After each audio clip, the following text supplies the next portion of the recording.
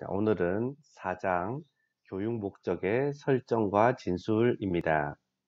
3장에서 제가 여러분들에게 목표, 내용, 방법, 평가 이 4개를 꼭 외우더라고 말씀드렸죠. 자, 그 수업이 진행되는 동안에 또는 교육 과정을 개발하고 운영하는 동안에 가장 먼저 등장하는 단어가 바로 목표입니다. 오늘은 그 목표와 관련된 것들을 한 단계 더 깊이 들어가서 살펴보겠습니다. 자, 우선 사실 목표와 목적은 좀 다르긴 한데요. 우리 교재에서는 교육 목적이라고 쓰고 있습니다. 목적과 목표가 어떻게 다른지는 잠시 뒤에 설명을 할 텐데요.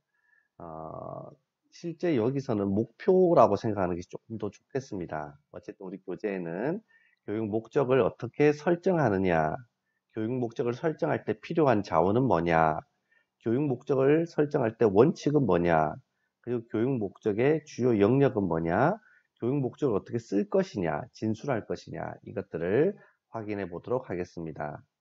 사실 교육 목적과 목표는 논리적이고 경험적인 관계이지만 인과관계는 아니라고 되어 있습니다. 이건 좀 어려운 말인데요.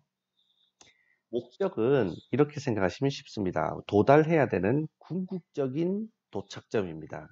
그리고 목표는 궁극적인 목적에 도달하기 위한, 궁극적인 도착점에 도달하기 위한 단계마다의 도착점입니다.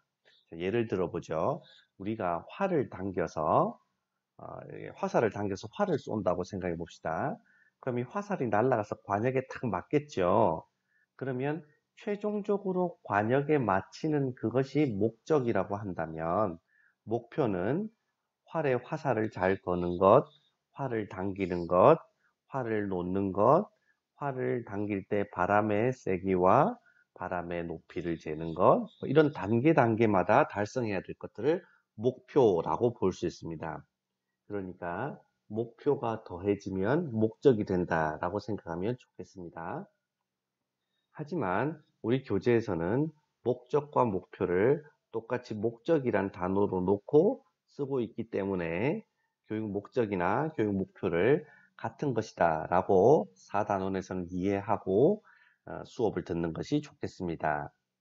자, 첫 번째 교육의 목적에서는 우리나라 교육기본법에서는 우리나라에서 교육을 받으면 홍익인간이 되어야 된다라는 목표를 가지고 있습니다. 즉, 국가 수준 교육 과정이 추구하는 인간상이 국가 수준 교육의 목적이고 그것이 홍익인간입니다. 교육의 일반적인 목표를 보면 학교 급별에서는 초등학교 교육 목표, 중학교 교육 목표, 고등학교 교육 목표가 있을 수 있고 기관에서 보면 시도교육청 교육 목표가 있을 수 있고 각 학교의 교육 목표가 있을 수도 있고요. 교과에서 보면 국어과의 교육 목표, 수학과의 교육 목표, 윤리과의 교육 목표, 유아교육과의 윤리 목표 이런 것들이 있을 수 있습니다. 또한 교과 안에 들어가면 대단원 목표, 소단원 목표, 수업 목표 이렇게 또 층을 이루어서 목표가 설정되어 있는 것들을 볼 수 있습니다. 그러면 그 개념들을 살펴보면 우리 교재에서는 교육의 목적은 국가 수준의 목적을 즉 국가 수준의 목표인 홍익인간을 교육의 목적이라는 단어로 설정을 했고요. 그것을 학교급별 목표와 교과별 목표로 나누고 학교급별 목표는 다시 교육청의 학교급별 목표와 개별 학교 교육 목표로 이렇게 나눌 수 있고요. 교과별 목표는 단원 목표와 수업 목표로 나눌 수 있고 여기까지가 교육의 일반적인 목표고 여기는 교육의 구체적인 목표라고 이야기하고 있습니다. 교육의 목표를 정할 때는 꼭 고려해야 되는 것이 학습자의 수준입니다.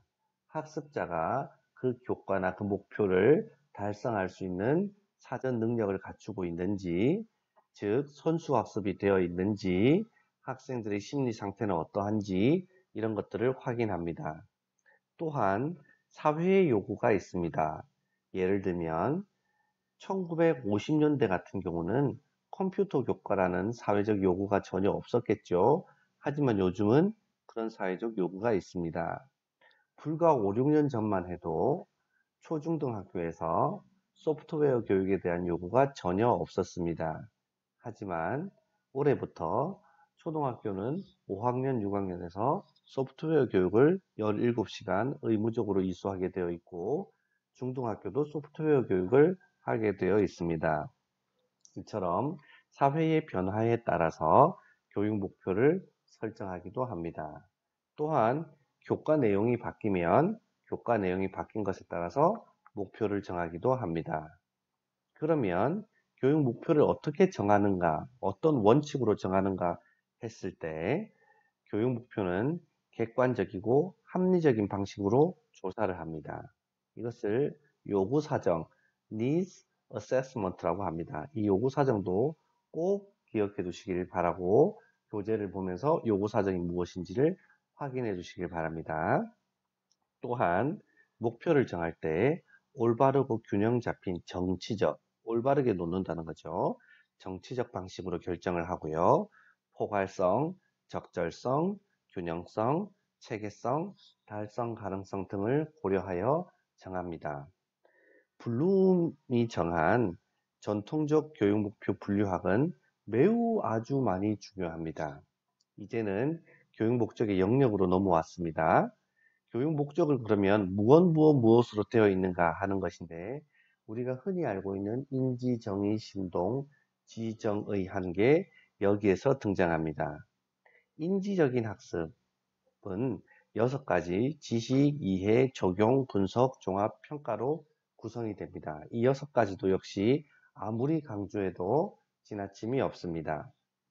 인지라는 것은 지식과 정보를 어떻게 받아들이느냐 하는 것에 해당합니다.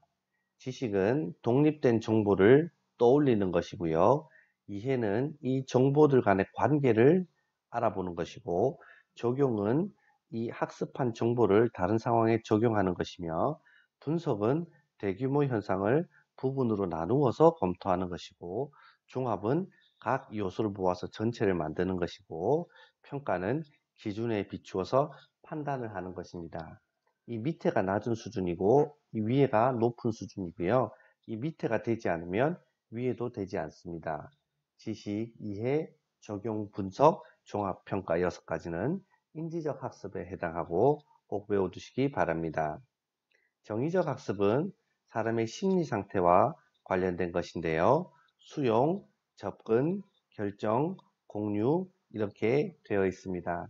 각각의 뜻도 교재를 확인하고 교재를 통해서 꼭 확인해 두시기 바랍니다. 다음은 신체적인 학습입니다.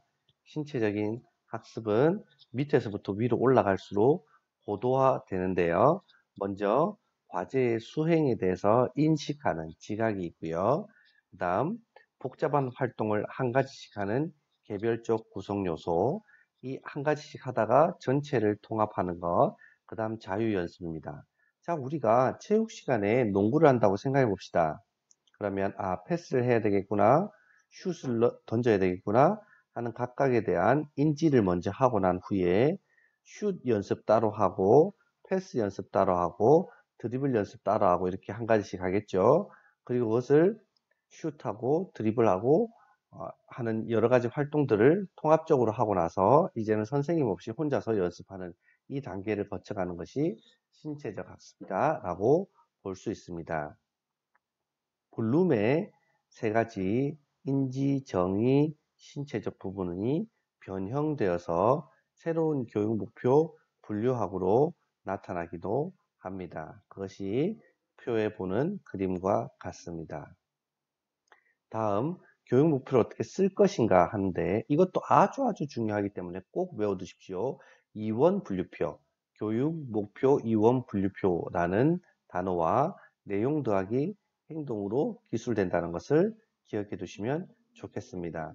다시 말하면 목표를 어떻게 쓸 것인가 할 때 내용 더하기 행동용어로 기술하라고 하는 것인데, 내용은 쉽게 예를 들면 2 더하기 2는 4를 안다 이렇게 표현할 수 있고, 2 더하기 2는 4를 표현할 수 있다, 2 더하기 2는 4를 설명할 수 있다, 이렇게 어떠한 내용과 행동을 같이 기술하라고 하는 것입니다. 하나 더 예를 들어보면 자전거의 구성 요소를 이해할 수 있다. 자전거의 구성 요소를 쓸 수 있다. 뭐 이렇게 되는 것이죠. 그래서 이렇게 이원 목적 분류표를 만들어서 목적을 진술하라는 것입니다. 이원 목적 분류표도 꼭 교재를 보고 알아두시면 좋겠습니다. 행동적 목표 진술은 목표의 명료성을 높인다는 겁니다. 그래서 메이거는 관찰 가능한 행동, 환경으로서의 조건, 행동의 도달 수준으로 목표를 진술하라고 하기도 합니다. 이 앞의 진술 방식은 타일러의 진술 방식이고요. 이 뒤의 진술 방식은 메이거의 진술 방식입니다. 메이거의 진술 방식은 관찰 가능한 행동, 환경으로서의 조건, 행동의 도달 수준 이렇게 세 가지로 표현하라는 것입니다. 앞에는 타일러는 내용 더하기 행동이 두 개로 쓰면 된다고 했지만 메이거는 이렇게 세 개로 쓰는 것이 좋다라고 이야기를 합니다. 즉 100m를 보조기구 없이 이게 조건이죠. 14초 이내에 도달 수준이죠. 달릴 수 있다. 관찰 가능한 행동입니다. 이렇게 목표를 구체적으로 써주는 것이 좋다라고 얘기합니다. 아이즈너는 목표를 비행동적인 목표로 써야 된다라고 얘기했는데요. 사실 이것은 잘 등장하지 않습니다. 그래서 이런 것이 있다라는 정도만 알아두시면 좋겠습니다. 이상으로 목표를 어떻게 정하고 목표를 어떻게 쓸 것인가 하는 내용까지 확인해 보았습니다. 수고하셨습니다.